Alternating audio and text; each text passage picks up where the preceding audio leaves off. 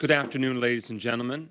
It is the time to call this weekly City Council meeting to order for Wednesday, December 27th, 2023, the last meeting of the year of 2023.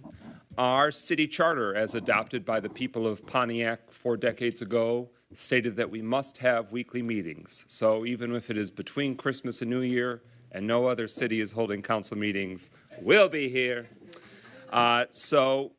It is a light agenda this afternoon, and again, it is this afternoon to accommodate everyone's schedules and the shift with the Christmas holiday.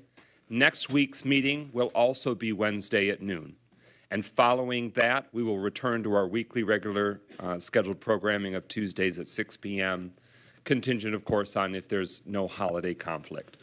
So we look forward to being able to dive into the business of improving our great city of Pontiac, and with the meeting having already been called to order at 12 o'clock noon, we now give the floor to Councilwoman Rutherford to introduce this afternoon's invocation.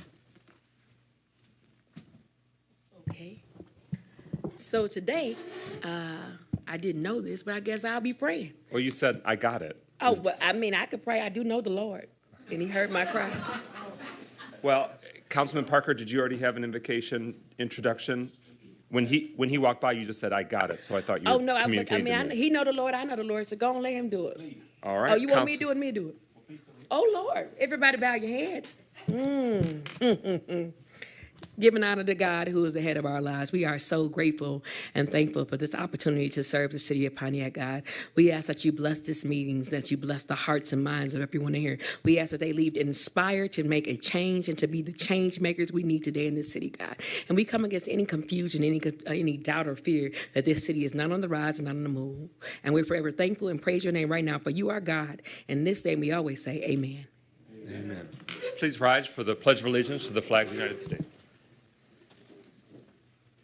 Pledge allegiance to the flag of the United States of America and to the republic for which it stands, one nation, under God, indivisible, with liberty and justice for all.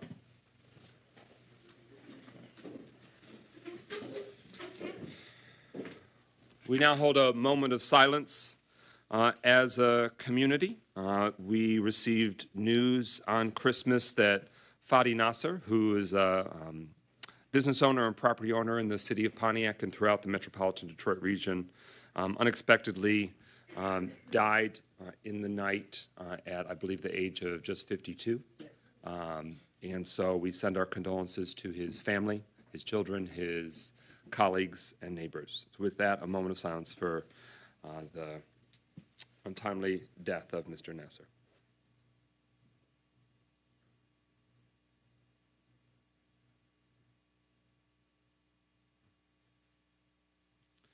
Thank you. Roll call. Clerk Starks. Carrington. Present. Goodman. Here. James. McGinnis. Present. Nicholson. Parker. Here. Rutherford. Present. You have a quorum. Quorum being established, could we please have a motion to excuse council members James and Nicholson? Moved by Carrington. For personal reasons. It's been moved by Pro Tem Carrington, seconded by Councilwoman Rutherford. This would be excusing and authorizing their absence for personal reasons from this particular meeting. Hearing no further discussion, roll call. Clerk Starks. Carrington. Yes. Goodman. Yes. McGinnis. Yes. Parker. Yes. Rutherford. Yeah. 5 yeas, no names. That motion carries, and they are so excused. Is there a motion to adopt this afternoon's agenda? So moved. Support. It has been moved by Councilwoman Rutherford, seconded by Pro Tem Carrington, that we proceed with the agenda as proposed. Are there any amendments? Any discussion? Hearing no further discussion and no amendments for consideration, roll call. Clerk Starks on the adoption of the agenda as presented. Goodman. Yes. McGinnis. Yes. Parker. Yes. Rutherford. Yes. Carrington. Yes. 5 yeas, no nays. That motion carries. The agenda is approved. Is there a motion to approve the consent agenda? So moved. Is there a second? Okay, it's been moved by Councilman Rutherford, seconded by Pro Tem Carrington, that this afternoon's consent agenda be adopted. It contains some meeting minutes. The December 14th Finance and Personnel Subcommittee of the City Council, the December 14th Public Safety, Health, and Wellness Subcommittee of the City Council, those two meetings minutes, and the December 19th City Council meeting, including the closed session meeting minutes set. Roll call on approval of the consent agenda. Clerk Starks. McGinnis, Yes. Parker, Yes. Rutherford. Yes. Carrington, Yes. Goodman. Yes. 5 yeas, no nays.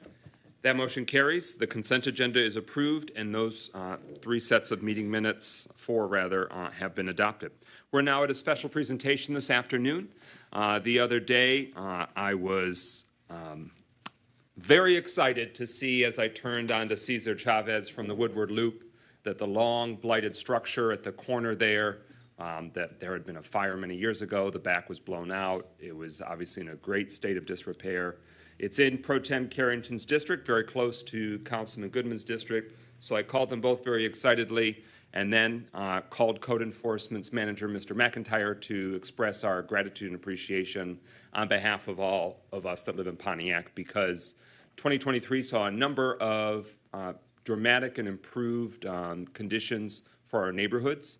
And because of their work, the expanded code enforcement team, their team's leadership, and the investments that we as taxpayers have made into this priority, a lot of progress has been made.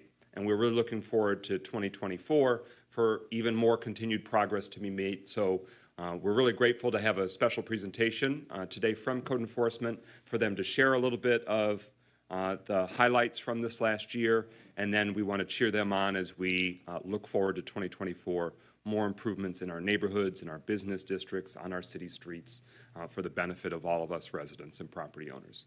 So with that, Deputy Mayor Stevens, anything further that we need to say before we introduce Code Enforcement? No, you have done a great job, and I do see the Code Enforcement Manager here to take it away.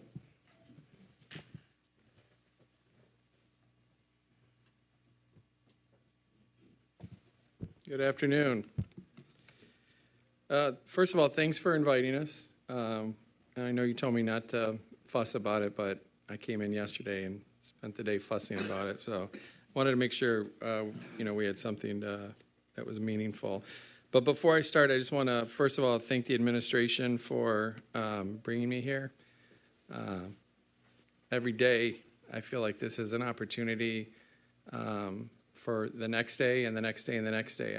Every day I see more things that we can get done, and I'm excited to be a part of this this team, the entire team, and that includes obviously the administration and all the city council, the clerk, all the staff in City Hall, and but most importantly, the residents.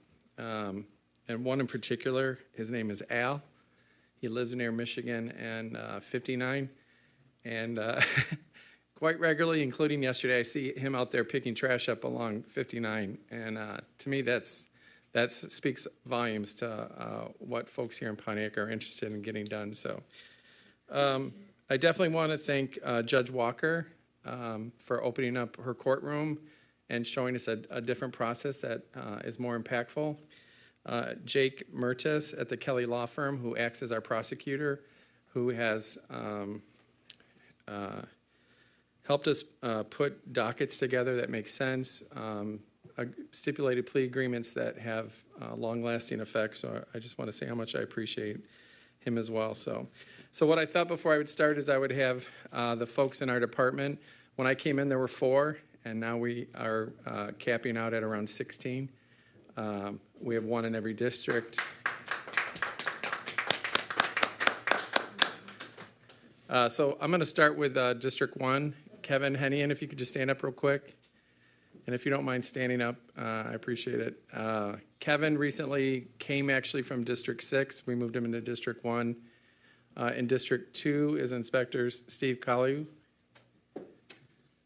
In District 3 is Inspector Brett Sturts. In District 4, Inspector Aaron Tillman. In District 5, She really needs no introduction because she introduces herself regularly. Inspector Stanford. New to District 6, but not new to the city at all, Inspector Tammy Cooper. And my dude in District 7, James Foster. In addition, both of our downtown parking enforcement people are here. First during on the day shift, Inspector Equanda Swift. And on the afternoon shift, Inspector Ed Smith.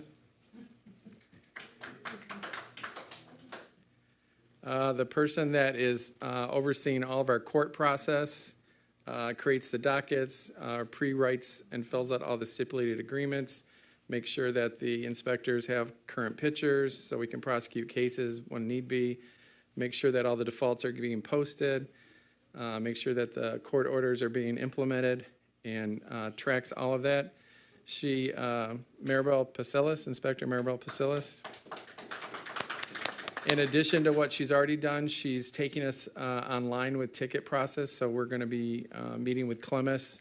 We're going to be doing electronic tickets, and instead of doing hand tickets, our tickets will be processed electronically through the directly into the court system.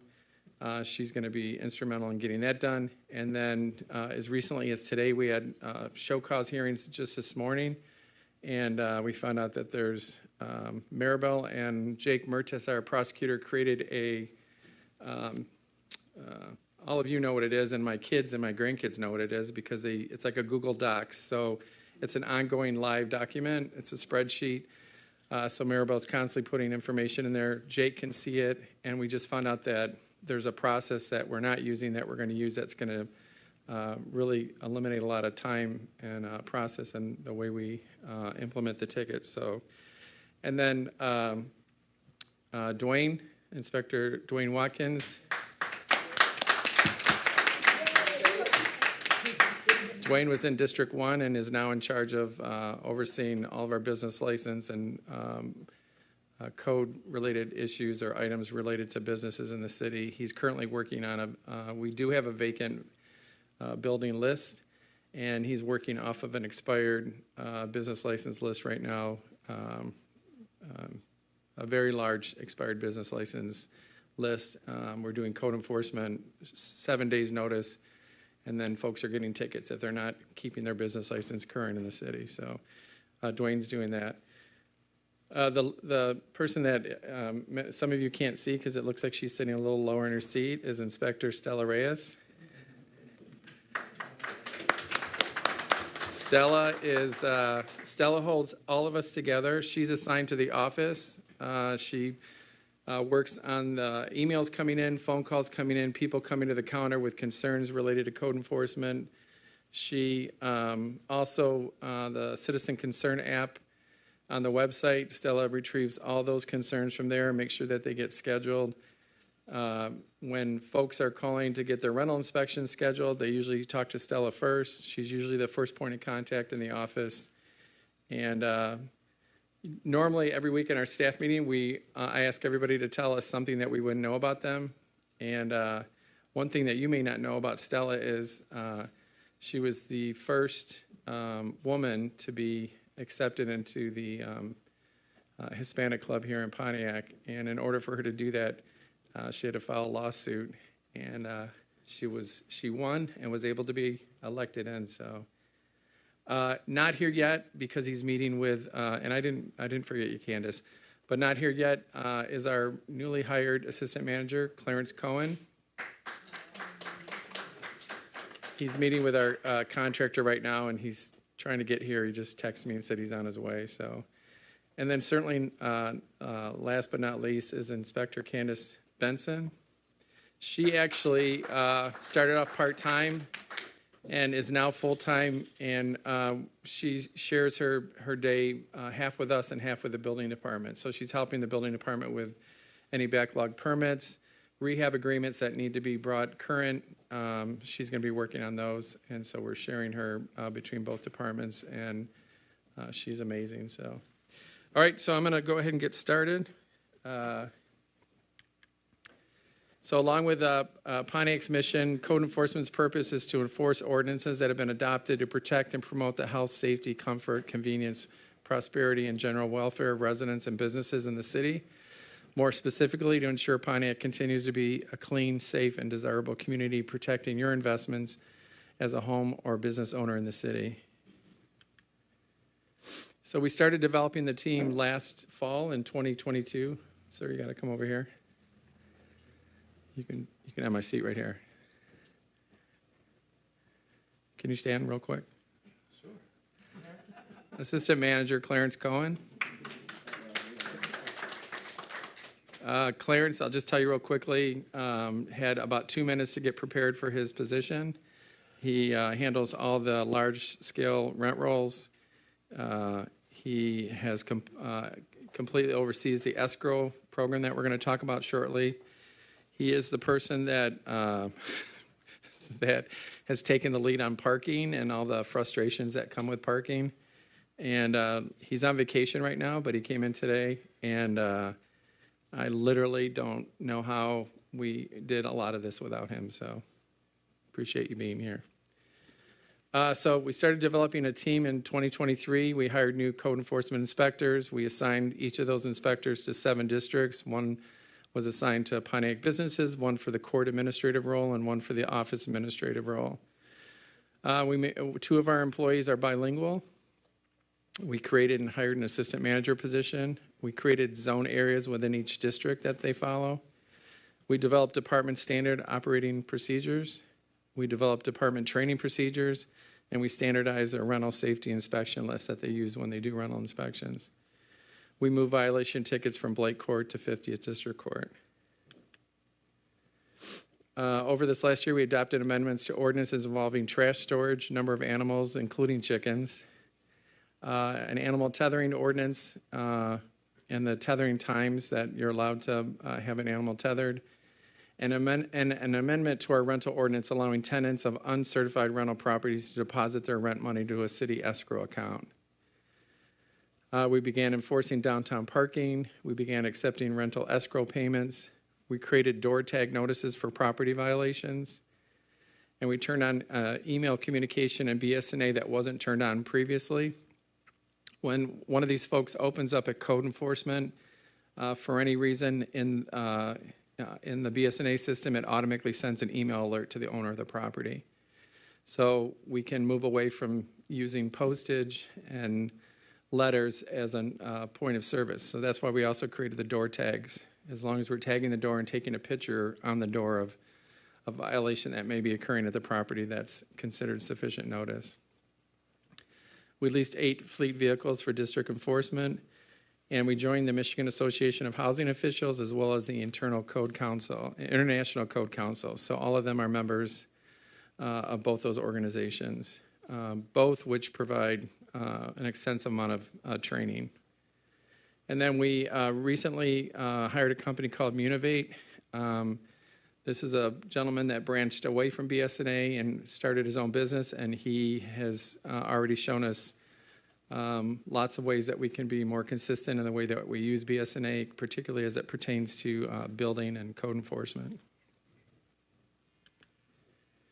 So a little bit on some of the activity in 2023. We performed 19,860 code enforcement violation inspections. We performed 7,860 code enforcement rental inspections.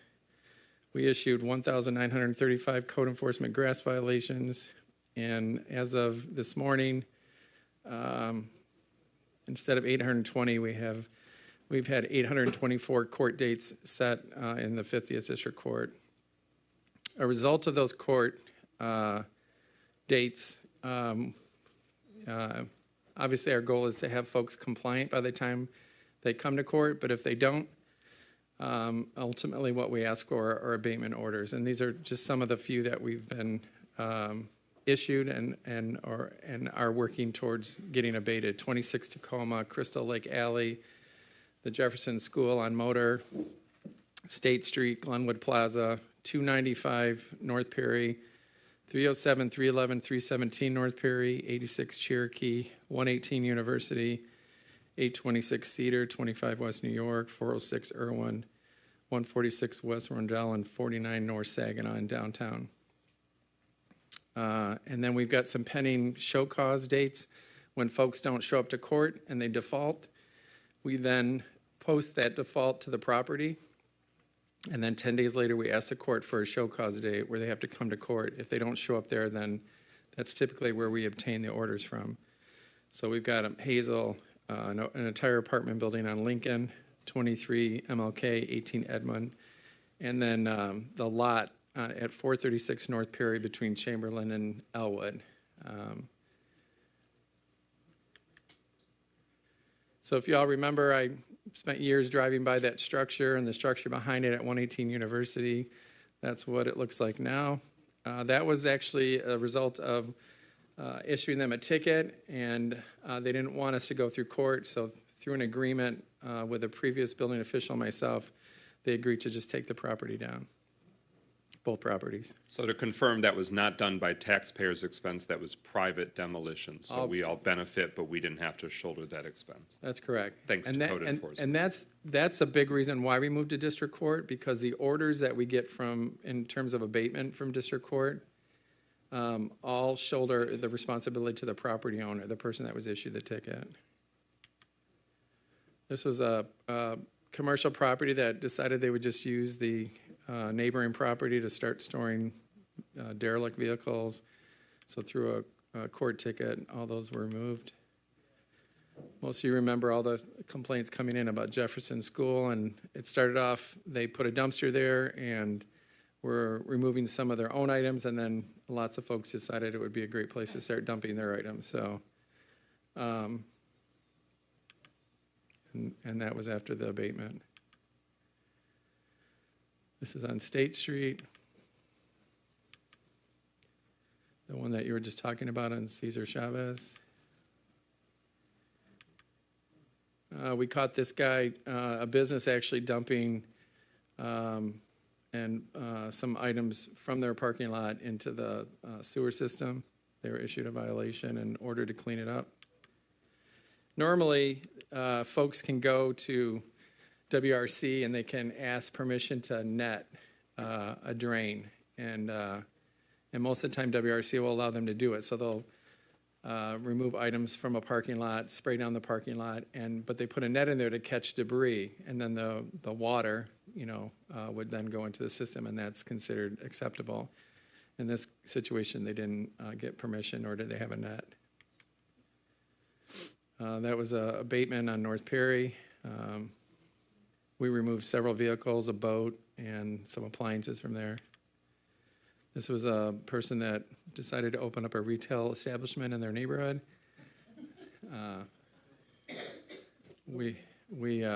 is no longer there. This was yep. Just explain the difference between that and a garage sale so that people know that we are not telling you can't have a garage sale. Yeah, so a garage sale is usually up to 3 days long, twice a year. You don't need a permit. This was something where there was even a dressing room there, and there was a kids section, an adult section, a shoe section. One of your illustrious council persons met me over there, not for shopping, but for to shut things down. So we actually put her in touch with Deborah Younger because a lot of the items she was selling were new, and we thought, she's got a great marketing idea in terms of making sales and making a profit, but it just couldn't be done there. So we hooked up with Deborah, hoping that Deborah could maybe find her a location where she could do a startup business or a pop-up. This is a backyard on Rondell Street that has been abated. This was an illegal grow operation that had... The unfortunate thing about this, a lot of times when folks don't do things the correct way, like get a permit, make sure they're licensed, is that a lot of the electrical is substandard, and they're just plugging extension cord into extension cord, extension cord. So what happened was we were alerted by the fire department because, there was a fire there. A fire got started from all the plugs that were plugged in. So, and it was very toxic when we got there.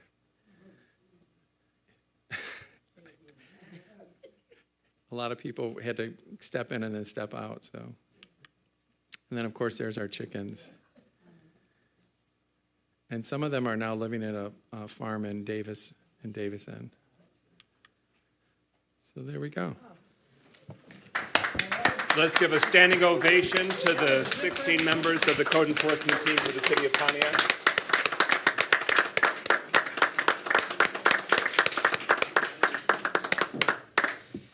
And with that, we'll have discussion and feedback from council members. Pro Tem Carrington.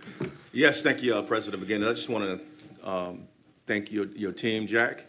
You guys, we definitely have saw the improvements over the last, basically the last 2 years. So I'm definitely thankful to see things that in the 6th district we've been trying to get cleaned up for over a decade.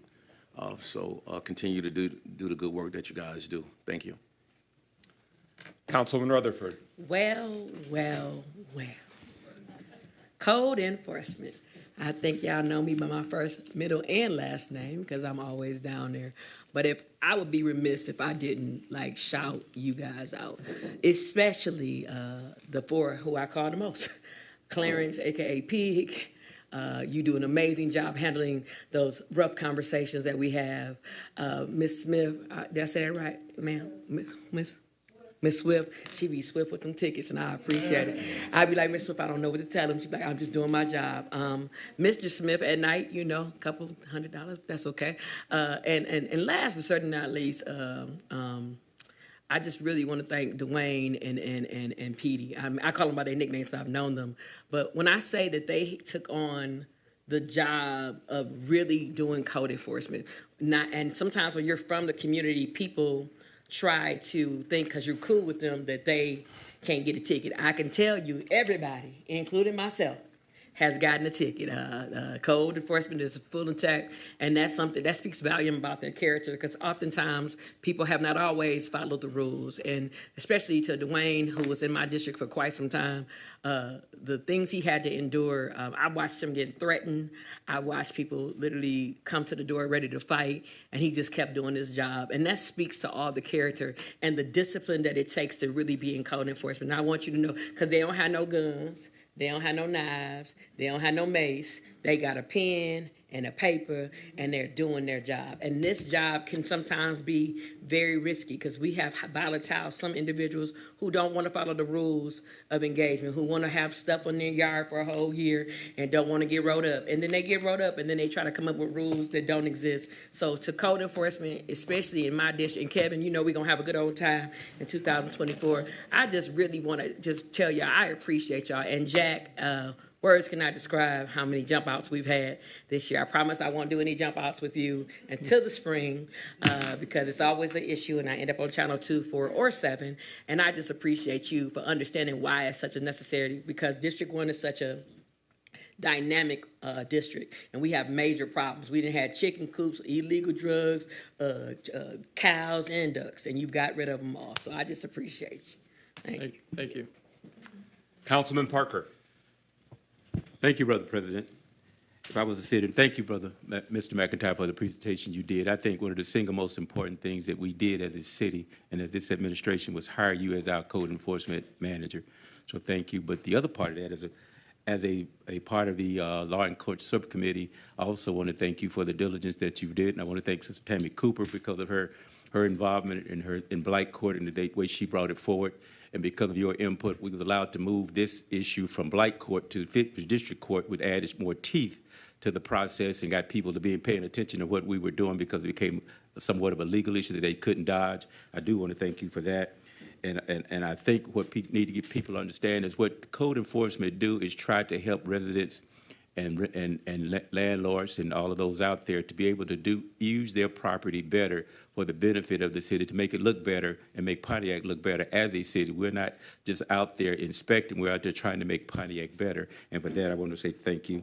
And I do want to thank you for how you've handled some of the long-term issues, because some of this stuff has been out there for years and years and years, and nobody's really dealt with it. And you didn't just say, well, it's been there and I'm going to leave it alone. You said, well, let's just begin to attack it and you attacked it like we usually do when we're eating an elephant. You just start eating it one bite at a time. And I must commend you that you have gotten it to a point to where it's still a big elephant, but you have certainly eaten a whole bunch of it. And for that, we say thank you as a city. Thank you all the code enforcement, particularly my code enforcement person at Stanford, who keeps me very well informed of all the stuff that's going on in District 5, and I want to thank her for that. And if you drive around the city, you can truly actually see some of the stuff that code enforcement has brought about. And I think and the pictures really don't tell the whole story.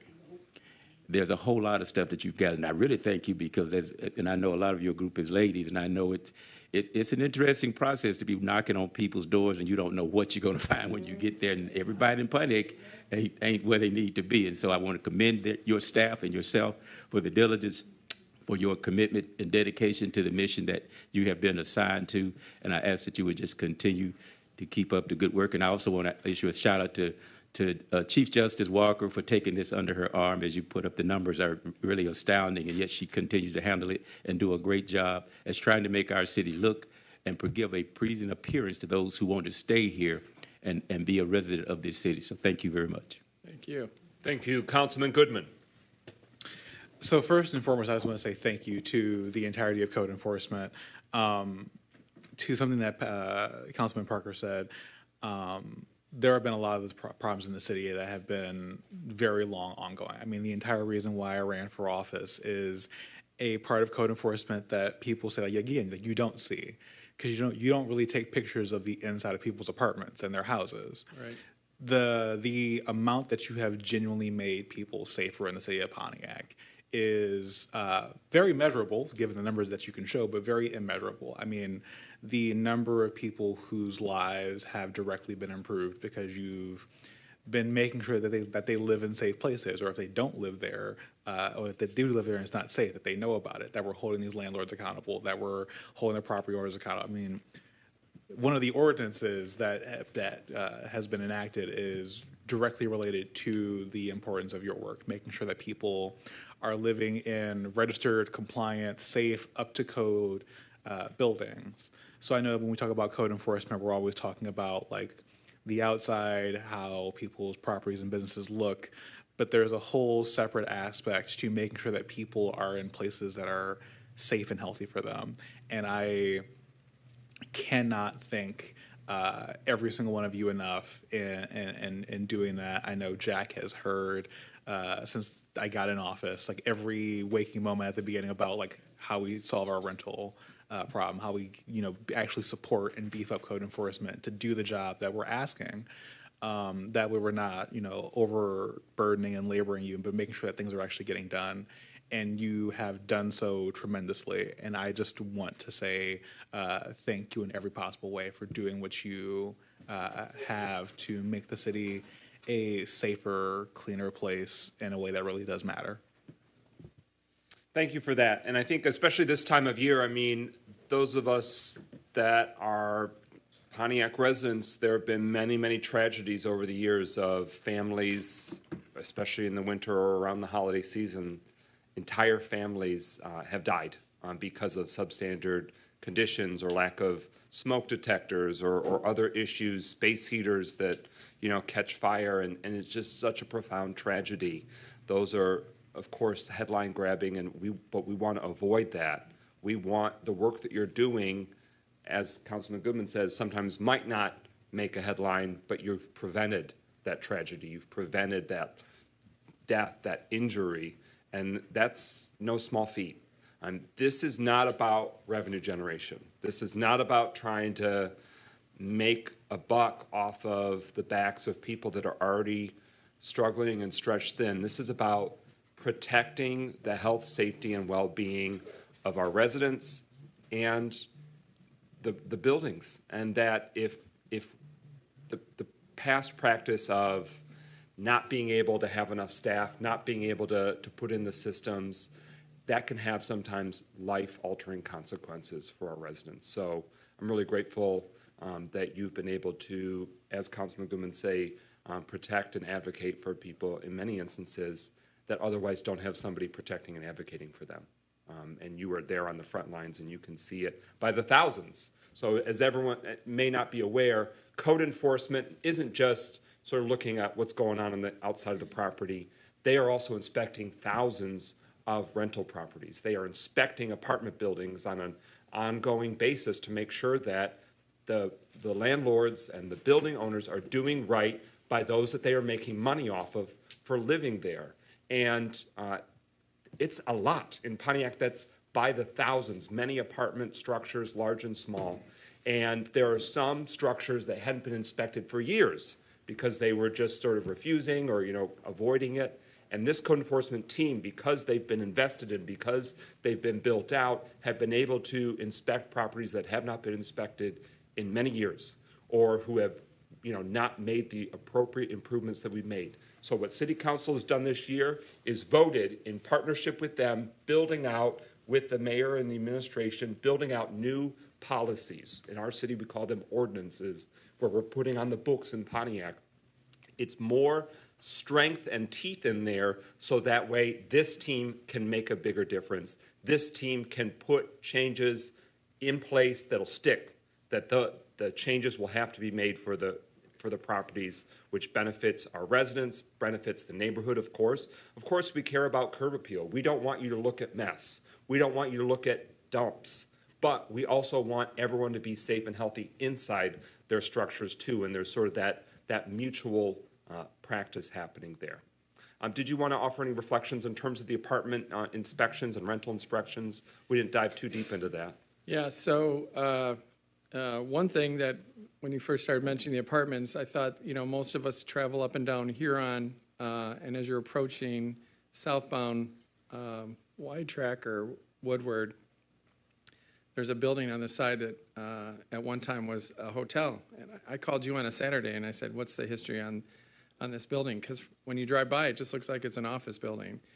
But what we became made aware of is that there's 27 rooms in this, what looks like an office building, that are being rented out. All men, transient. Some have been there 25 years. We didn't know it. It had not been inspected for maybe forever. And as we walked through it, I was, it's a little overwhelming sometimes when you walk through some of these places. Councilman Goodman mentioned, we didn't show any pictures of the inside because some of it is, it's too upsetting to show it.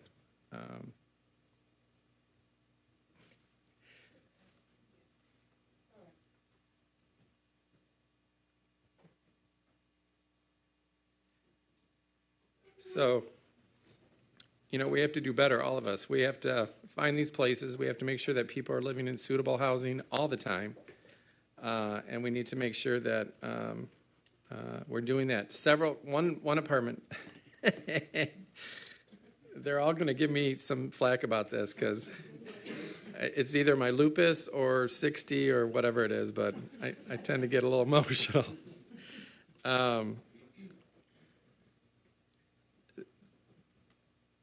It's so necessary for us to have created this ordinance that gives people an opportunity to just say no to these landlords in a way that's going to really affect the landlords. And so that's why we did the amended ordinance on the rental properties, where if people are made aware, or if we see them and we tell them, hey, you shouldn't be paying rent when you live in a place like this where there's no hot water, that you haven't had heat in 2 years, while we're getting a handle on all the uninspected properties that need to be, and we have a mechanism where we've identified them.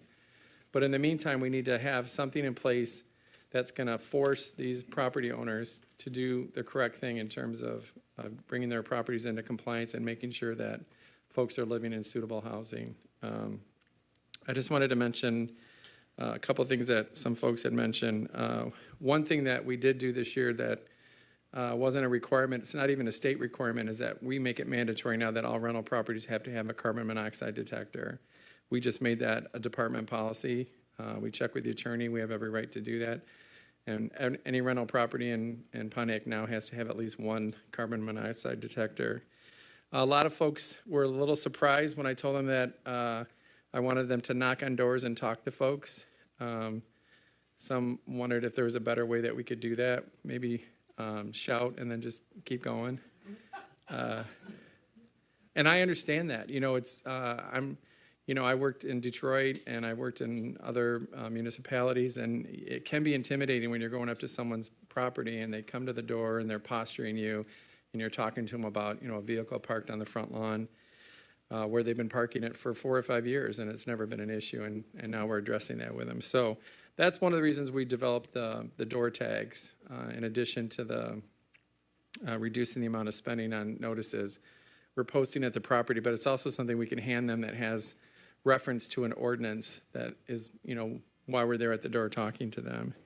I wanted to mention real quick, because Councilman Pastor Parker mentioned this. Tammy was running Blake Court prior to me coming in. She did a phenomenal job with the resources that were given to her, but that process didn't give us anything in terms of enforcement. All it did was create these crazy amounts of fees, and while she had it organized and she was giving notice to people and people were coming in and appearing in some cases, they just walked away and they paid a fine, and then there was no more to it. And so by moving it over to district court, we now have an order that can be in place and be a permanent record that says you have to go and register your property, you have to get it inspected. And so, but I want to acknowledge that I know Tammy was sitting there with a pile of mess that she was doing her very best at, and I appreciate that. She got us started on this process to district court, and then she was part of that transition too. So, and then you had mentioned about the folks that you knew, that Councilwoman Rutherford. I just like to tell this one story. It was on the first day that James and Clarence were training with me, when they were both hired around the same week, and we were going to respond to a property where someone was illegally installing a connection to this sewer system. So Clarence had done the one before, and so that meant naturally it defaulted to James as we were pulling down the street. And as we pulled up in front of the house, James put his head down and he said, Clarence, maybe you could do this one. And Clarence like, nope, you got it. You're the next one. He goes, man, that boy was in my wedding, So he walked right up to him and he told him, hey, you got to cease and desist. You've got to go get your permit, make sure it gets inspected before you finish it. And so I recognize that there's a struggle sometimes with working here and also living here, that it can make the job challenging, but he did excellent that day and has done very well ever since. So. And then, I get a lot of accolades where I go. People, appreciate me. You've said things tonight, but clearly that's why I wanted every single one of them here today, because obviously one person can't do any of this, right? These people have just jumped in full blown. They're very invested. They're concerned about what's going on here. They take their job very seriously, every single one of them that's here in the room right now. And I can't thank them enough. They're just an amazing team to work with. So I appreciate you all for that. So thank you. Councilwoman Rutherford, then Councilman Goodman. I do have to tell this story. I forgot to tell it, but it's important because today is important. So when you guys started giving us as renters a voice, and anybody who knows me, I've been a renter for 21 years, and I was scared to ask for the services, even though I'm an elected official. So they came and did an inspection of my house because my particular landlord had never fixed anything in my house for 9 years. And then I put my money in escrow, and because I was empowered to do this, it gave me the gumption to say, well, if I could pay $1,280 for rent, then I can finally be a homeowner. So I went through the journey because of me having the empowerment of knowing if I can handle this, I can handle anything, because y'all gave me the rules to be like, if you don't fix this, I don't have to pay you. Now I'm about to officially be a homeowner this year. And it's important that I mention, because people think that that didn't help, but it helped me personally, because I was scared, because even though you are an elected official, people still try to do stuff to you. And I was trying to work with it, but it was to the part where in my particular house, it was so unbearable that I had to get help. And Jack took me through the whole process, and he'll tell you, I would call him I don't want to, be on the news because they say I did nothing, but it made my landlord finally fix just basic necessities, like having electricity in the front of my house when I didn't have electricity, like having the sewage system finally fixed because he couldn't avoid it. So it's not just the people that you see, it's people that's up here. And I dealt with that for like 9.5 years, and now I'm about to be a homeowner. And when I say that y'all program worked, I never would have made those complaints. I never would have told on him because I was just going to grin and bear it until I saved up enough money to buy. So don't ever think that what y'all do don't matter, because people who were a part of the situation, Pig and Dwayne and Petey and Jack, y'all know how hard I had to work. And then, so I just wanted to say that to y'all, because don't ever think that what y'all do don't affect us, because it has changed my life. It gave me the empowerment to finally be a homeowner because I just got tired of it. And before, I just kept dealing with it for years and years. So I just wanted to share that with y'all for real, even though I give y'all a hard time when y'all give me a ticket. But that's okay. That's it. Councilman Goodman. I mean, so I didn't know that Melanie. And so the reason why I ran for office in the first place was because of being a renter. I mean, I grew up in Pontiac. I grew up in the Riverside, in Arborview Village, my entire life. Like, you may know my family at 101 in the back if you know Brian and Bryce Carter. And when I originally brought the ordinance that Melanie is talking about to budget last year, it was for that exact reason. I mean, the number of people who just simply aren't empowered to do anything about their living situation. I live in a building that I don't complain about because it's really cheap and affordable, but Brett, my code enforcement officer, has inspected my apartment. He has given tickets to my apartment building because there were multiple things. I used to talk to my neighbors when I was running, and then even afterwards. One of my neighbors who has encephalopathy, like, is extremely frail and cannot really take care of themselves. And every single winter that we've been in this building, water has been leaking from the roof that has never been fixed professionally, has always been like patched illegally. And water has gone through multiple apartments to the point where her roof, her ceiling collapsed in her bedroom. But before that, she hadn't been sleeping in her bedroom for over a year. She had been sleeping in the living room. Every time I go to visit her, we'd be sitting in the living room. And then one year during last year's like really wet area, her entire ceiling collapsed in. The apartment that I lived in across the hall from where I do now, that tenant who also lived in the building before that moved to my old apartment, it collapsed in on her as well. There was constant leaking in the hallway.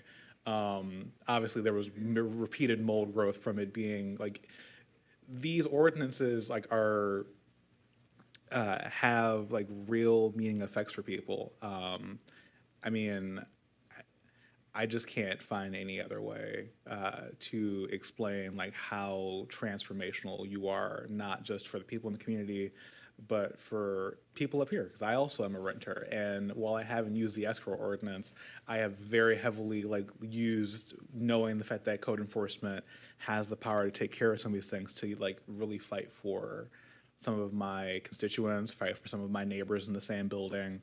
I really cannot go to mention how much of heaven and earth that you truly are moving for a lot of people. So I just want to say thank you. Thank you. Any final discussion? Deputy Mayor Stevens. Thank you, Council President. So first, I want to thank the council for allowing this special presentation. You heard lots of stories and ideas, but I just want to say a couple of additional things. The first is what you may have gotten a scratch of the surface on is that we are trying to be different in our approach to government. And that difference is customer service. And you heard Jack talk about specifically the one incident where you had the woman who was running a full-scale business out of her property. Now, I want to harp on that one just temporarily because you are allowed to have home-based businesses. But in our ordinances, those home-based businesses cannot do things to turn your residential neighborhood into a commercial neighborhood.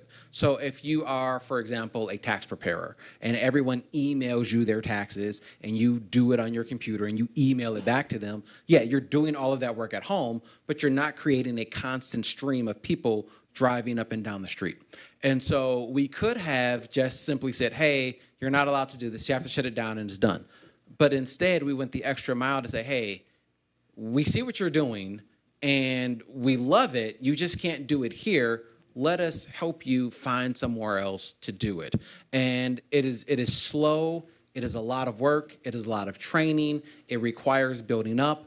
But you will see more and more of that as we go forward throughout different departments in the city. Because again, the purpose of us being here is not to be gatekeepers and to say no. The purpose of us being here is to uphold the social contract that we all signed when we decided that we wanted to be part of the Pontiac community. Whether that is you live here, whether that is you do business here, whether that is you work here, there is a social contract that we have all agreed to say that when we are here, we are going to abide by these rules. And that is exactly what the code enforcement team is meant to do, is to say, hey, remember, when you decided that you would come here and shop, when you decided that you would come here and live, when you decided that you would come here and own property, you agreed to these rules just like you agreed to those rules in your homeowners association. And you're going to see more and more of that, not just from code enforcement, but from the rest of the city staff. And I want to thank code enforcement for setting the model that all of us will be following. Thank you.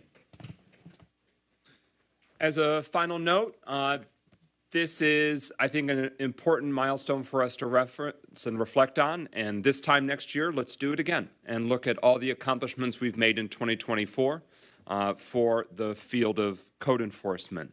We recognize that there are many, many more challenges yet unresolved.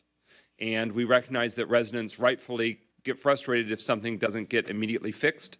But as hopefully this presentation shows, it's about doing it in a way that is long-term change. It's not a quick fix and then it reverts back and we have to keep playing whack-a-mole. It's about making long-lasting positive change, and it is bearing fruit. You're seeing the results of it. And so I want to thank the City Council for voting to make the investments and approve the hirings and approve the vehicle leases and the resources so that way this team can be in place but also can succeed.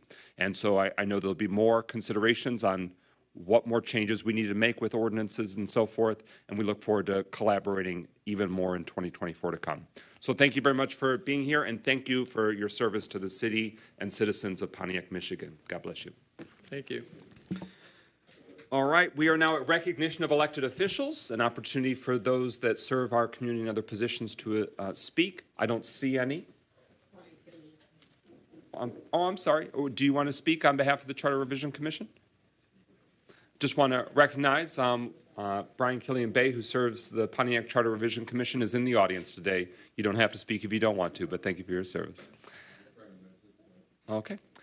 All right, hearing no requests for recognition of elected officials. Pro Tem Carrington, are there any agenda address requests this week? President McGinnis, no agenda address items today. All right, with that, we are at the one resolution. Is there a motion to adopt the resolution to authorize an increase? Is there a second? It's been moved by Councilman Rutherford, seconded by Councilman Parker. The resolution to authorize an increase to the HR Advantage Advisory HRAA contract to cover on-site human resources consultant fees not to exceed $66,000. That is before us, and we give the floor to Deputy Mayor Stevens for information. Thank you, Council President. So as you know, when we had a change in leadership in HR, we brought in HRAA to help us with the transition from one executive, from one director of HR to another director of HR.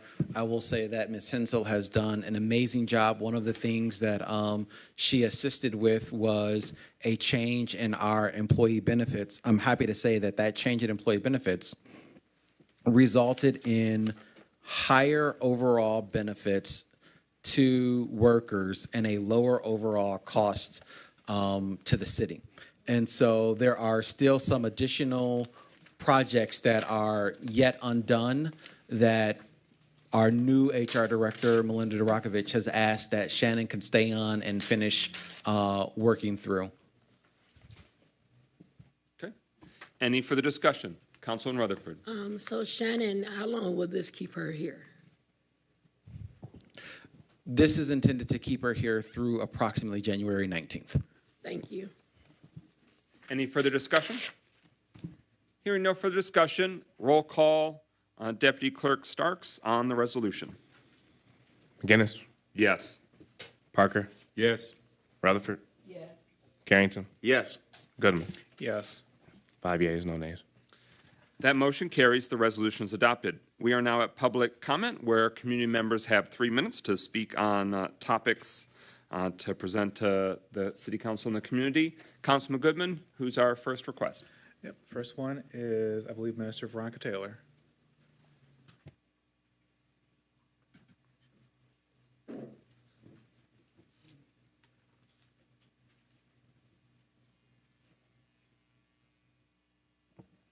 First, I honor God, who's the head of my life. And I'm asking you all to forgive me because some of y'all don't know I'm having difficulty with my voice due to a high hernia. I went past 7 this morning. I had someone to call me. And the Purdue School, Edible Purdue School, windows are not boarded up and some young kids was running out. Can y'all please get that taken care of? I sent the pictures to our President McGinnis and to my lovely pastor and shepherd of the sheep, William Parker. So I'm asking you for District 7, would y'all please send someone to board it up? We don't want the little kids playing up in there, okay? Thank you. Oh, and by the way, y'all precinct delegate of the state of Michigan, I was nominated for the Michigan United for the Martin Luther King's Justice Award. And I would like to thank all of y'all for voting for me. And I accept the honor, and I hope I have made y'all very proud in the city of Pontiac, because Michigan says they appreciate me. But I know y'all appreciate me more because I live here. Thank you. Next up. Next on the speakers list is Tiffany. I don't want to mess up someone's last name. I'm going to say Macon. Macon. Thank you. Thank you. It was Mr. Michael Goodman. It's Tiffany Macon, M-A-C-O-N. I came here on behalf to speak to the council and anyone with an ear to hear about the shooting of my brother that took place here December 13, 2023 in Pontiac, Michigan on Benson and Westway. And I know it, I've been here, I came here Monday, and not many people has even heard about the passing, the shooting of my brother in the city of Pontiac by the Sheriff's Department. Myself and my family, we are from Chicago, but we have a history here in Pontiac. I graduated from then was the school McCarroll, that then went to Methuen only because I was a teen parent. My brother Tony Cox graduated in Oakland Community College, where he got his robotics engineer degree, and he was also working here in the city, and he also owned his own trucking company. He was all of 33 years old.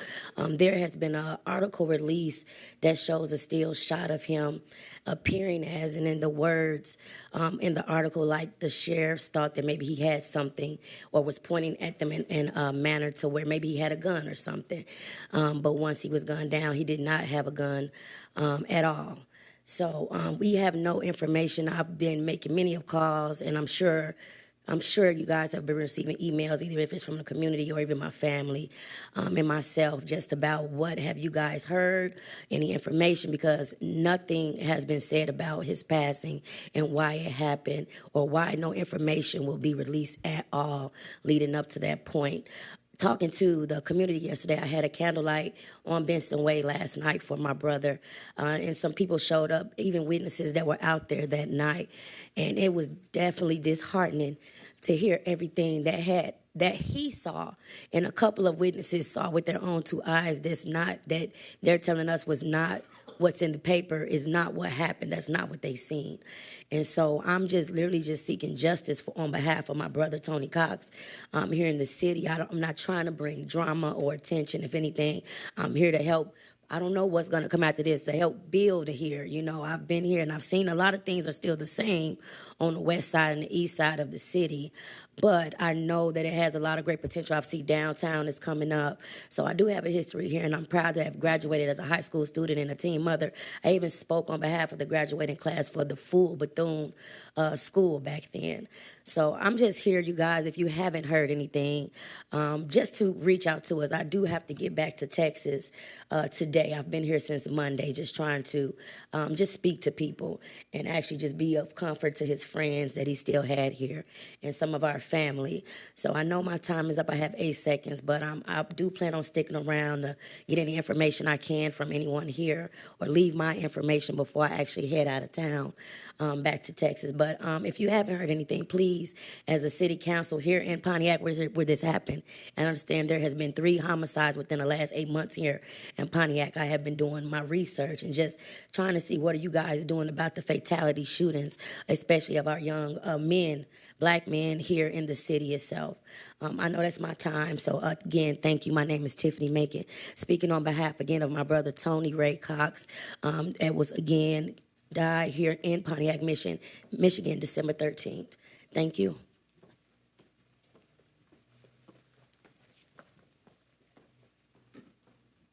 Next on the speakers list is Karina Roman.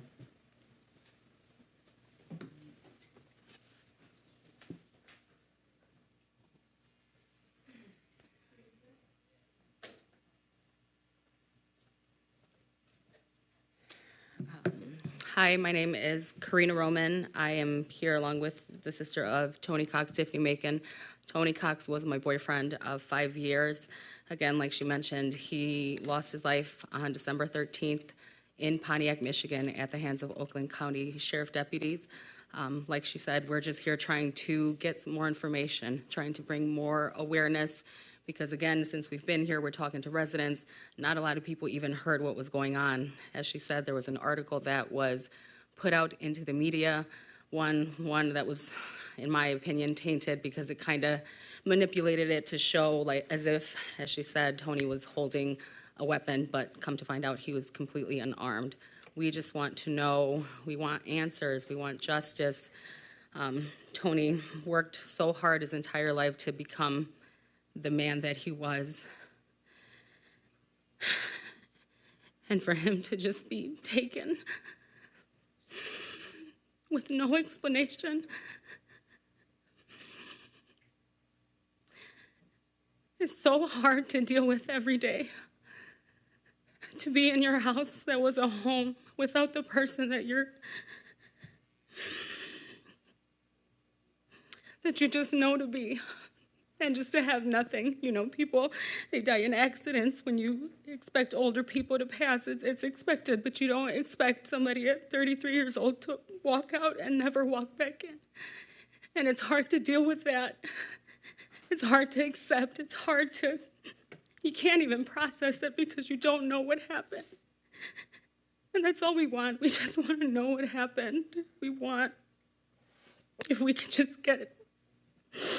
Just peace of mind so that we can lay him to rest so that he can be at peace, because it just doesn't make sense. Like she said, we're, you know, from people that are witnesses, it doesn't align to what was printed in the article. And that's all we have is that little piece of information, that picture that's being blasted everywhere. That's all we have. We have just as much as the public. And to me, that's crazy because we're his family. We should know so much more than what we're getting. And we just kind of get like, you know, just like it's under investigation. It's under this, which understandably, yes, but we need answers too. We need a little bit more than it's just being under investigation, because what is being investigated? You know, the body cams are there, footage cams are there. Like, why isn't that being released? Why aren't we getting more than just it's under investigation? It's very cold for some, you know, for the loss that we feel. The way that the Oakland County Sheriff deputies are handling, the department is handling it, to me is very cold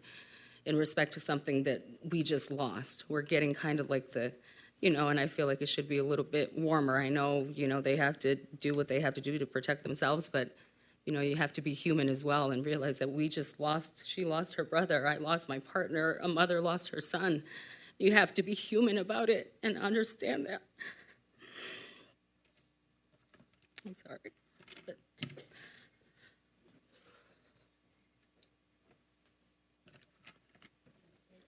thank you. Thank you.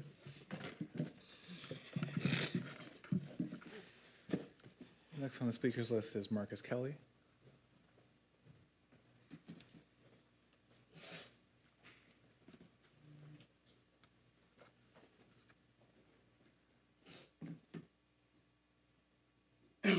Greetings. I'm Marcus Kelly with Mass Liberation Nevada. I came back to my great city of Pontiac, state of Michigan, because I've been working to remove slavery and involuntary servitude out of our state's constitution. Michigan Article 1, subsection 9, because I believe that is the only way we can reform anything is removing slavery, the slave language. Until I've ran into the families of Tony Cox, and it was heartening, and it just baffles me that I came back to my city and see that we are still being terrorized by the Oakland County Sheriff's Department under the command of Michael Bouchard. And these murders that happened by the sheriffs happened in your district, Mr. McGinnis, which is why I wanted to talk to you about that, because I went around and I investigated, everybody who stood outside that day when those officers gunned that young man down. And there were stories that while this young man lay flat, dead on the ground, one of the officers came with a shield and smashed it down on his head and then handcuffed him while he was dead already. And it baffles me that it's not a coincidence that they didn't ask the bystanders who were standing out there to even write statements down.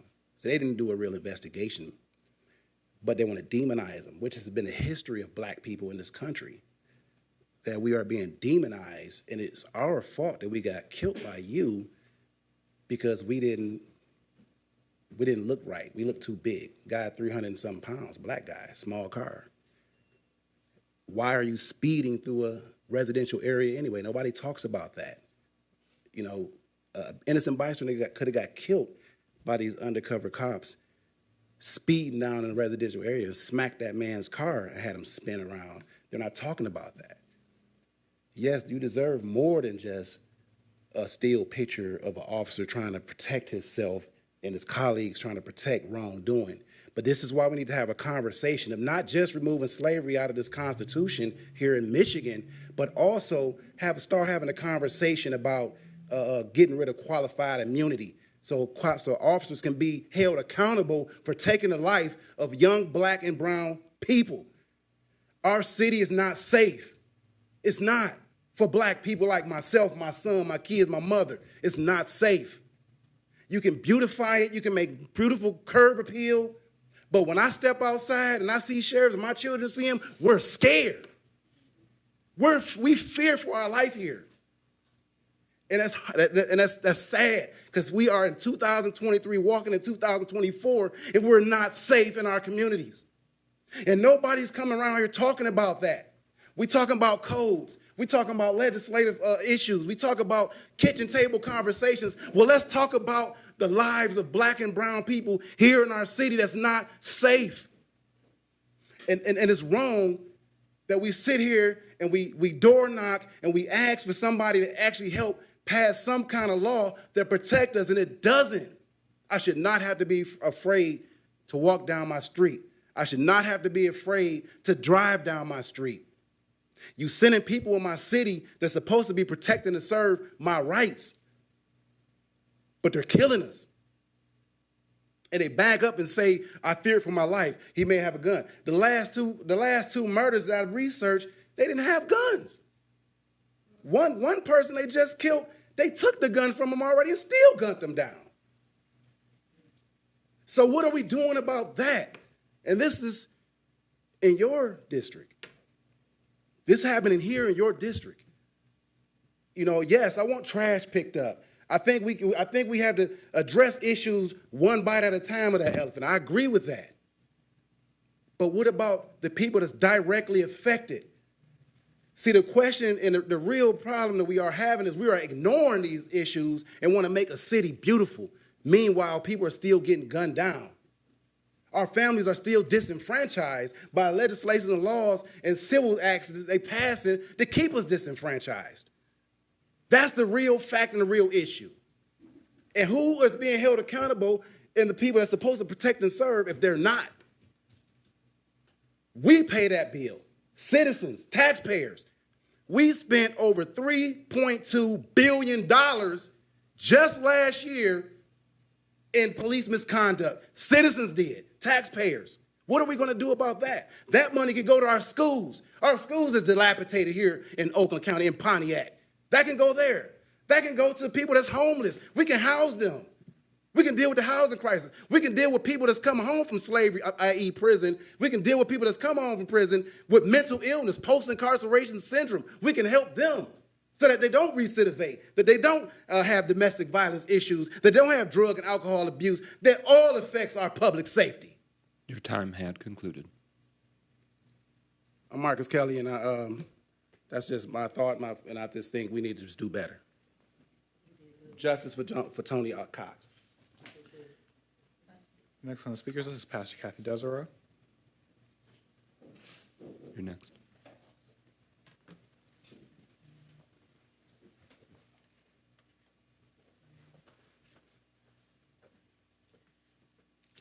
I can't say that mine seems as important as what I just heard.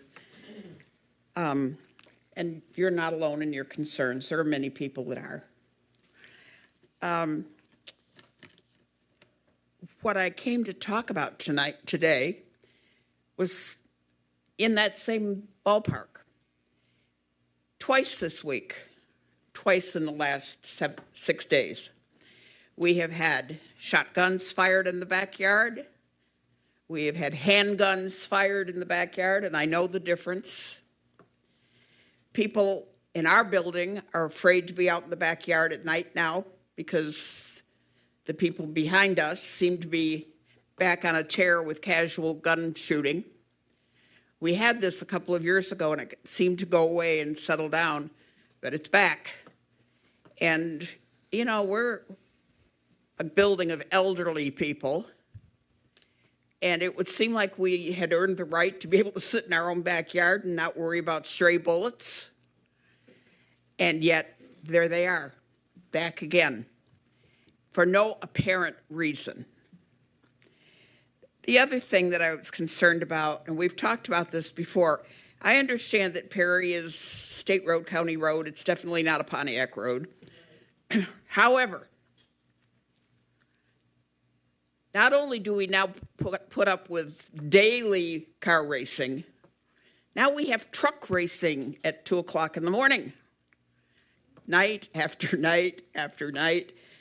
And to say that the noise level is appreciating exponentially, it just keeps us awake at night now while they race their trucks up and down Perry Road.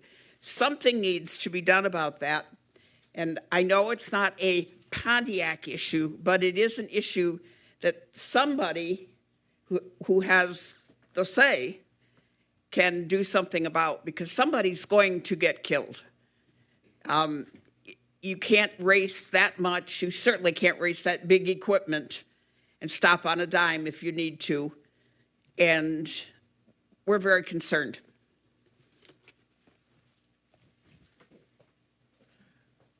Billy Swazer.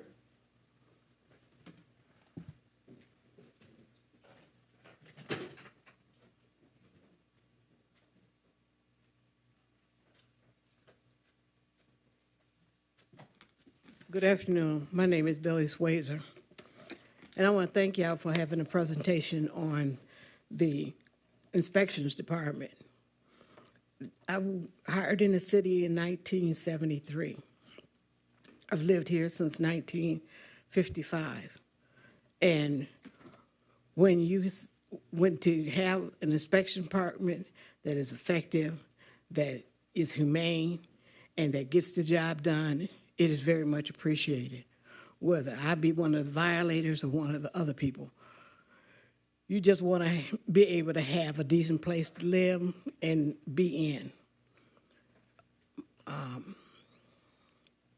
I lived over in Harrington Hills for a period of time before I moved over to Parkside Preserve North, which is on the north side of town.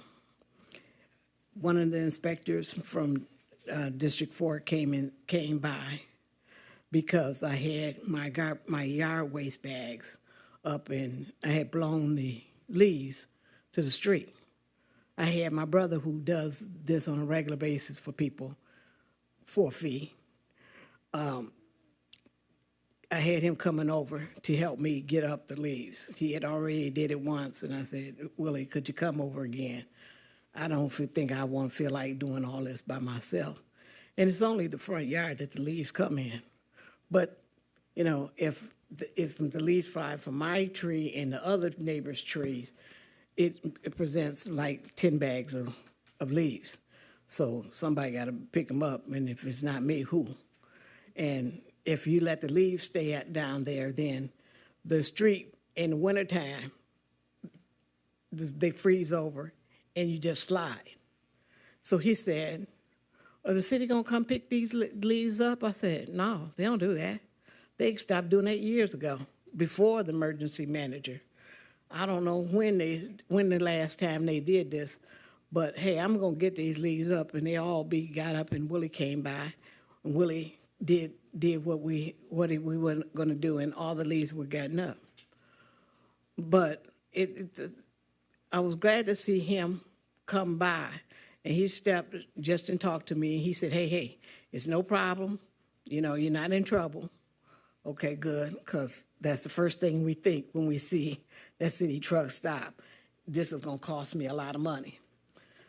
But I'm glad to see that they're there, because I grew up in a period of time when people had substandard housing, and you had, I don't know what the word is, but we had a word back in the day where you had somebody that knew how to do something, and they sort of fix it, a jackleg plumber, jackleg electrician, and you get something sort of fixed.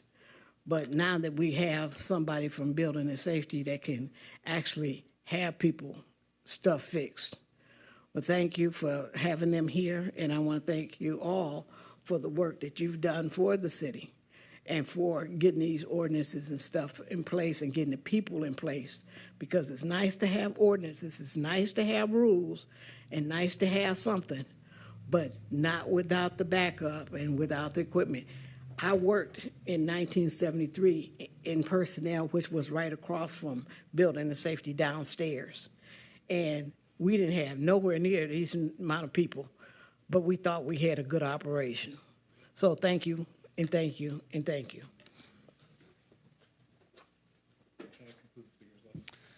That concludes those that are requested to speak during public comment. We are now at a few brief discussions. Sure. Since we don't have you written down, you'll want to state your name. Yes, Curtis Childs. I am the undersheriff at Oakland County Sheriff's Office. Sorry I didn't sign up. I didn't see a sign-up sheet. Just wanted to come and touch on the tragedy. Like was said earlier, I can't say a whole lot because it is under investigation. It's not just a line. It's truly under investigation. We can't release the video publicly yet because it's under investigation. I have reached out to the family and offered them a chance to view the video whenever it's good for them. We did put out a press release right after the incident. So we tried to make it public. I mean, it went out to all the different press agencies. We're not trying to hide anything. And I can't really speak a whole lot on the incident itself. But once we're done with it, our internal affairs is investigating it. We will turn it over to another entity that they'll take a look at it. And if necessary, to go to the prosecutor's office for charges. Thank you. Not to engage in a back and forth, but I'll just say on behalf of the City Council, we do request updates as they unfold with the different steps in the process. So that way we can inform the community and those that inquire when there's information that can be shared. Absolutely.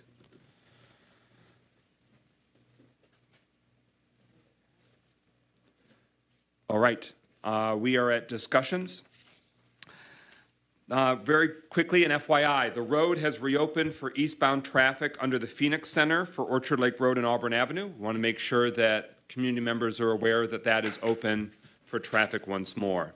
Next, the United States Department of Housing and Urban Development, or often known as HUD, has announced $10 million in rehabilitation funding for North Hill Farms in Pontiac, and our City Councilman, Mikhail Goodman, our colleague who represents that portion of our city, is holding a community forum on January 4th, 2024, from 5 to 7 p.m. at the North Hill Farms Clubhouse, and invites community members to attend, learn more, and share questions. Councilman Goodman, anything further you'd like to share? Yeah, so just so everyone knows that will also be the same day and same time as my District 3 meeting.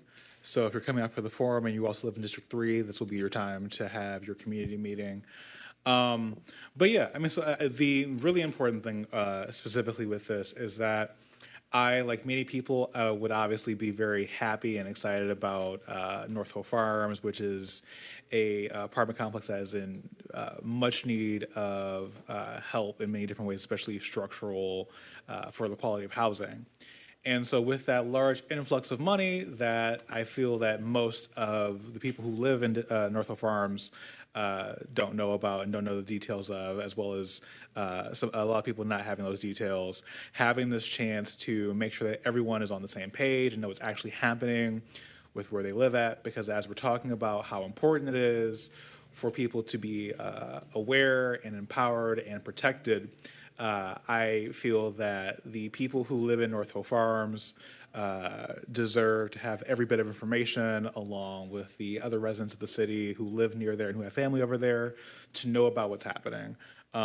So that will be, so we'll have the mayor there, although he's not here today, along with, I believe it is the vice president from the management company for North Hill Farms, there to answer questions, to give out information, and to, again, have the chance to be spoken to for once, I'd say, really by the people who live there.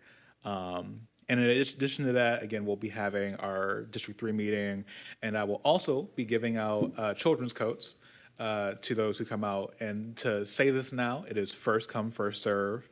There is no reservation, there is no saving. So, you know, please, if you are in need of a coat for a child in your family, please come out to that. But I think that covers a lot of our bases.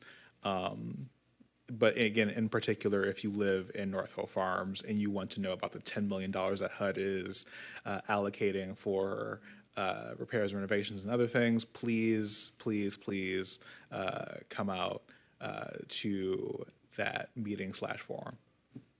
Any further discussion on that discussion? Councilman Rutherford. I think it's so important. First of all, kudos to you for having the meeting in North Hill Farms, because oftentimes that particular area feels disenfranchised, and so that's important. But I also would love to see the administration take a more proactive approach with dealing with that particular subdivision. They have a very higher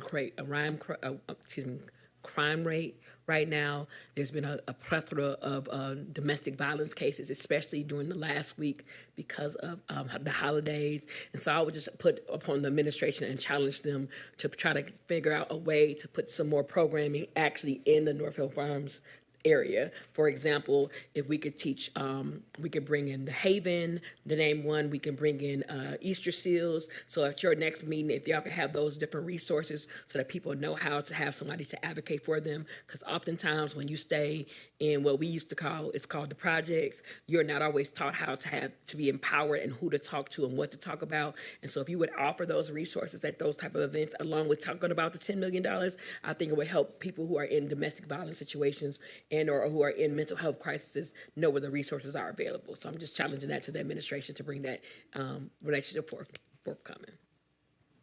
Thank you. Further discussion on this topic?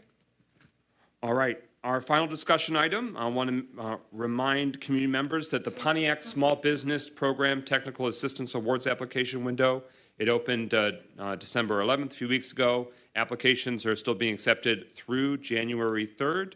I want to give the floor to the mayor, deputy mayor, or Grants and Philanthropy Director, if there's anything else you'd like to emphasize in terms of that closing window. Okay. All right. Councilwoman Rutherford. So I yielded to, through the president, to the administration. Is there going to be another opening for people who want to teach the classes to do the RFP, depending upon if you don't have enough people who did the original RFP to be the actual teachers of the resources? Deputy Mayor Stevens, you have the floor, and you are empowered to yield to the department director if you'd like. Which I shall. Okay. Director Borngesser, you have the floor. Good evening. So we did go out to bid for technical assistance providers, and the purchasing division is tabulating those bids right now. If we did not receive enough applicants or we did not receive enough TA providers, we will go back out, just like we did for home repair, to try and create a really robust list. In addition, we understand that our applicants will have, I'm not used to the mask again. Our applicants will have a variety of needs, and by applicants I mean the applicants who will be receiving TA or technical assistance. And so if the providers that we went out to bid for don't meet the needs of the applicants, we'll go out and search for more that will meet their needs. So it is likely that we'll go back out to bid for additional TA providers. Thank you. And my follow-up to President McGinnis, understanding that, can we do a better job of blanketing the community? I've had some reports of individuals who were very confused with the RFP process, and they are local vendors here who want to be a part of teaching the program, but when they did the actual application, it was very confusing. So if we do offer it, can we not scale down per se, but first of all, blanket the community more, and two, do it, make it more user-friendly for individuals who don't understand the process? I yield to the president. Yeah, that's excellent feedback. Any further discussion on the topic? Oh, you guys are doing a great job as always. Grants Rock. Hearing no further discussion, we are at council communications. I want to highlight that there are a few different registration opportunities for resources with the community. One of them is the Sheriff PAL. Their winter 2024 athletics registration is open, and that's through January 7th. So you'll want to find out more about their activities that registration is available for. That's open now. Also, the Talent Development Coalition presents their career fitness camp for 18 to 24-year-olds, as well as adults 25 or older. You're going to want to sign up for that camp or contact for more information now through January 4th, as that will be beginning January 8th. And then before our next City Council meeting, there are a few New Year's Eve and similar activities. One that isn't written on the agenda, but I want to make sure it's announced. I just want to pull it up so that way I'm giving the right goods. But there is an end of 2023 day party that Meals on Wheels is presenting, with food, dancing, bingo, card games, and lots of gifts. And that is this Thursday, December 28th. So if you're watching live, that's tomorrow.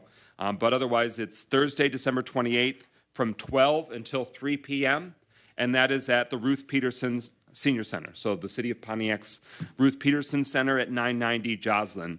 You're encouraged and invited to come to the end of the year party that's presented by Meals on Wheels in collaboration with our city's senior services.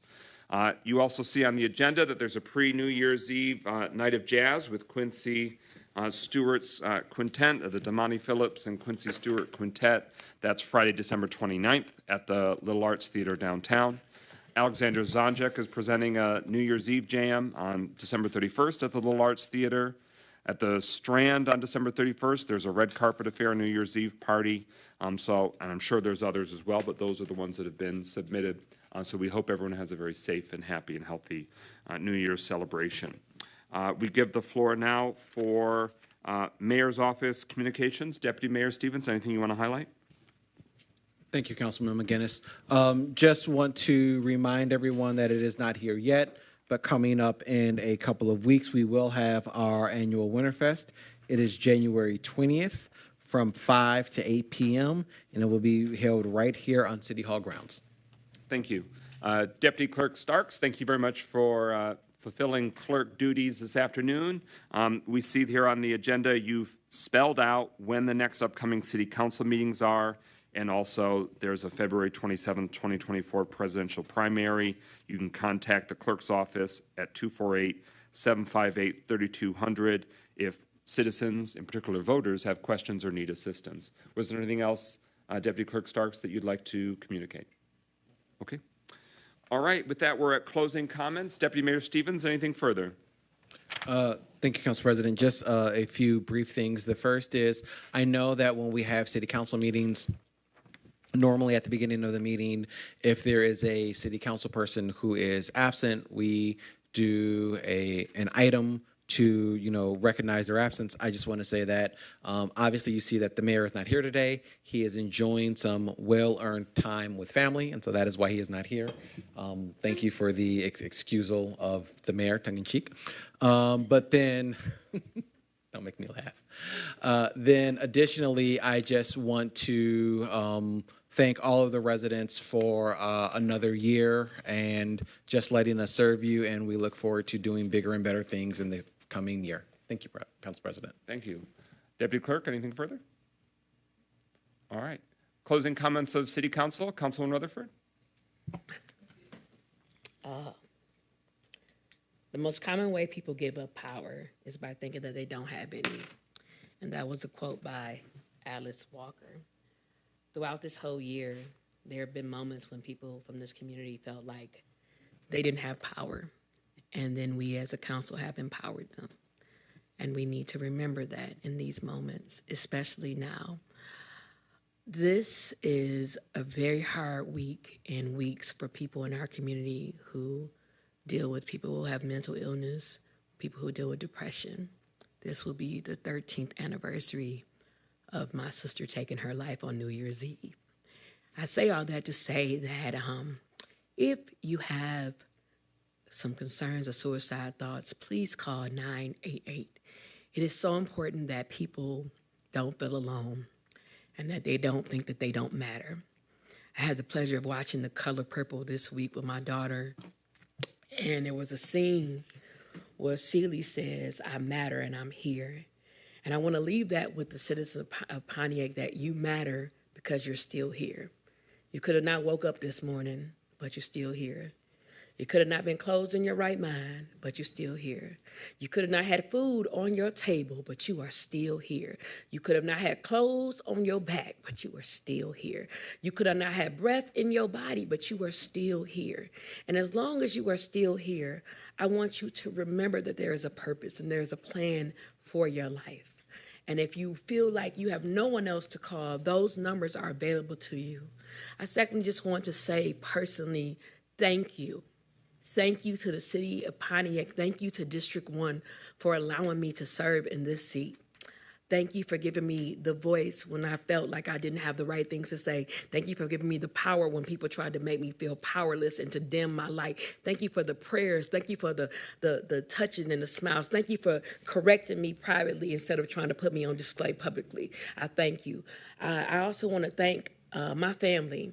This year has been trying for us. We lost a total of 11 people in our family, whether friends or family, and we're still here. And I want to say that this is the week of Kwanzaa, if you did not know. And they have some great principles with unity, determination, economics, faith, and purpose. And so I want you to find your purpose in 2024 and stop letting anybody make you feel like you are powerless and that you do not matter. Oftentimes, Minister Kathy will walk up to me and she said, "You are powerful and you matter." And she doesn't know that in those moments when I didn't feel like I mattered, that mattered to me. And so I want to thank you, Minister Devereaux, for saying that publicly and privately to me. I also want to say thank you to this administration. I know that the job that you have had is not easy. I know the decisions that you have made doesn't make everybody feel comfortable, but you are still here and you have a purpose. And last, but certainly not least, to my guy and my friend, President Mike McGinnis. What you do sets the tone in this city. And you often don't ask for accolades, and you don't often ask for people to thank you. So I thank you for leading us. I thank you for correcting us. I thank you for being the champion of this council, along with President Pro Tem, because you didn't have to do it, but you do. And to Parker, you know what it is. I love you like a fat kid love cake. And Mikhail, You know, we argue more than anybody, but I fight anybody over you to this whole council. But I want y'all to remember that y'all have a purpose. And I know I'm being long-winded, but we sometimes forget that there's a purpose in all of this. And I'm not preaching. I just want you to be reminded that somebody didn't wake up this morning. Somebody is not here anymore. I saw Fadi 2 weeks ago, and now Fadi is dead. Stop letting your anger and your fear of the unknown block you from what God has for you. And if you don't believe in God, whatever you believe in, spend 2024 not being a part of the mess, but being a part of the blessed. And on that, I say Happy New Year, and God bless you all. And if you don't like me, it's okay. I like you anyway. Peace out. This is probably the only time this will ever happen, but all of the odd-numbered districts are here. So we've got 1, 3, 5, and 7, keeping that going. District 3, Councilman Goodman. I'll follow through in what my council colleague has said already. I think this time of year, I mean, particularly for me, is a mixed bag. I'm not very close with my family. That is not how my holidays normally go. I spend a lot of it with friends. I kind of don't ever take breaks for the holidays. I am constantly kind of always working, constantly thinking about things. Even when I was out of town on my mini vacation, I called Deputy Mayor to ask about policy stuff. Because to me, I find a lot of satisfaction and comfort in doing the job that I do. Doing and giving every bit of myself that I can to make sure that the city is a better place, that the people around me are in some way helped, no matter how small, by something that I am capable of doing for them. I find a lot of my self-worth in being able to do things for other people. And so around this time of year, I avoid, like, thinking about like, the things that, are not the greatest and how I spend my holidays, but I very much take the time to reflect and think back on all the things that have positively not just happened to me, but things that I've been able to do for other people. Some of my colleagues know that, like, over the past 2 years since being on council especially, I've had to go through a lot of personal growth. I've gone through a lot of just trials and tribulations that have very much colored a lot of how my life has been up here on council. And in all that, I come back to, even on the very long, rough days, to what has been done for the people that I care about and why I've done this and why we've all done this. And more importantly, what else is there for me to be able to do and to be able to accomplish? Because at the end of the day, I am able to do things for people. I've chosen the pathway that I am in, and I know what I'm capable of and how that can help people. And I find a lot of comfort and solace in being able to do as much as I can for others as possible. And for me, this job has been a very fulfilling place to be able to do as much as I can for people who need it.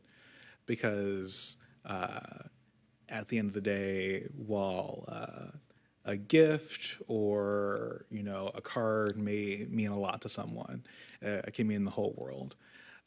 There is a lot that I think that a lot of us who believe in just doing service-based work on behalf of the people feel and understand that even the really minor things that we don't think about can make a dramatic difference and change to someone's life. And being able to do this job just to make sure that someone, per se, has a non-caved-in roof over their head brings me genuinely so much fulfillment to be able to fight for the people who have entrusted us to be here. And now, after 2 years, I can only say that even in all those rough days, I am more refreshed to continue to do everything that I can in this role, along with my colleagues, along with all the supportive residents who believe and have seen and can see where the city can go, to continue to do that monumental, transformational work for everyone in our city, and all of us up here, because I think that is the best gift that we can give to anyone, including ourselves. So with that, I will say good afternoon. Thank you. District 5's councilperson, William Parker, Jr. Thank you, Brother President. And to begin off, I know that we usually start our council with a moment of silence for those who have gone home. I just want to, certainly, as I listen to Ms. Mason and share with her, I know the whole city is grieving the death of your brother. And I just pray that you will find the closure and the peace and the justice that you and your family seeks. But one of the reasons I was late this afternoon really, is because I was also dealing with a loss of the church family. We lost our oldest member, and Brother Virgil Smith, who went home to be with the Lord earlier this morning. So I want to ask that you would keep him and his family lifted up in your prayers. As I've often said, even at this table, is that everybody is not in the spirit of celebration during this season. There's always somebody who's dealing with sorrow. There's always somebody who's dealing with grief. There's always somebody who's dealing with something other than what you may be dealing with. So please keep them in your prayers. I want to thank Code Enforcement and Brother Jack McIntyre for coming and doing his presentation. You know, it's very rare that you'll see a manager who is almost on the verge of tears because of the things that he sees that he's trying to correct. And when you hire people who have heart, it makes a difference. And so I want to thank him. I pray that he doesn't lose his heart for this ministry and this work that he's been called to do in this city to make this city better. I want to thank this administration and this council for staying focused and staying on task. It's very hard sometimes to lose sight of the vision and the goal that we said that we would adhere to even as we were running for election and even as we got elected. Is sometimes there's so many people pulling you in every different direction that it's hard to remember why you decided to sit in these seats. And so I would just pray that God will continue to remind you of why you are sitting in these seats and that it will be for the betterment of this city. I want to thank Councilman Rutherford for providing coats through the New Springfield Missionary Baptist Church to the Crystal Lake Missionary Baptist District Association, because that's where the coats went, and providing coats for the school, to some of the schools that we are assigned to. I want to thank Brother Councilman Goodman for also providing me some coats for our church for people that needed them. I want to thank District 5 for allowing me to continue to represent you. I know at this point you don't have a choice until the next voting cycle, but I do want to thank you because even in that process, you do allow me to keep representing you, and you do offer opinions and try to instruction, and certainly that you keep me on my toes and keep me in your prayers, and we'll continue to do what we do in our district. I want to remind everybody of item number 15 on the agenda, the Dr. Martin Luther King Day program at McLaren Hospital. That actually begins with a march from the front of the Phoenix Center. We march down from the Phoenix Center to the McLaren lobby, and they'll have a program there, which culminates in a Pontiac Community Coalition Dr. Martin Luther King Day Junior celebration on the 15th from, I believe it's in your agenda, number 16, at 11:30 a.m. at the Centerpoint Marriott in Pontiac. If you have or need any further information, I believe the tickets are $50, and you need to call Sister Dorinda Shaw at 248-335-8740. If you can't remember that, just remember to call Welcome Missionary Baptist Church, and I'm sure they'll be able to help you. And then I want to just remind everybody of, I rarely mention anything that we're doing at my church, the New Springfield Missionary Baptist Church. We are actually having a combined watch night service. We thought we'd do a combined watch night service between the New Springfield Missionary Baptist Church, Messiah Missionary Baptist Church, and Prospect Missionary Baptist Church on the 31st of December, beginning at 10 o'clock. On the 31st of December, for y'all night owls who plan on going out, stop by the church before you go out, get you some covering. Please do. We're going to, as I said, it's going to be at the Prospect Missionary Baptist Church beginning at 10 a.m. We're going to try to be done by 12 and give you still enough time to go out and get your real praise. Yeah. So just want to, and if there's anything I want to remind them, as I have said here for the last 2 years, and I've listened to all the people have said, Councilman Rutherford said one thing: find your purpose. And in finding your purpose, you'll probably find that you probably still have, as we move into the 2024 season, you'll probably find that you still have the same vision, but new goals. You should have accomplished most of the goals for the last year, and you're looking for new goals to help you, guide you in the new coming year. So even though it may be the same vision, please select you some new goals that you can accomplish this year. Don't sit back and pat yourself on the back for the accomplishments you had last year. If I can quote the Bible, and I very rarely do at this occasion, I can tell you that the race is not given to the swift nor to the strong, but to he that endures. And so this is about enduring. This is about keeping your eye on the prize, understanding what the vision is, and establishing new goals as you accomplish the old goals that you have set for yourself. So in closing, I would say to each and every one of you, please remember, it's not about you. It's about God.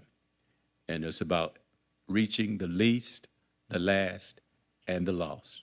And when you have done that, I truly believe when you do stand before him, he will be able to say, servant, well done.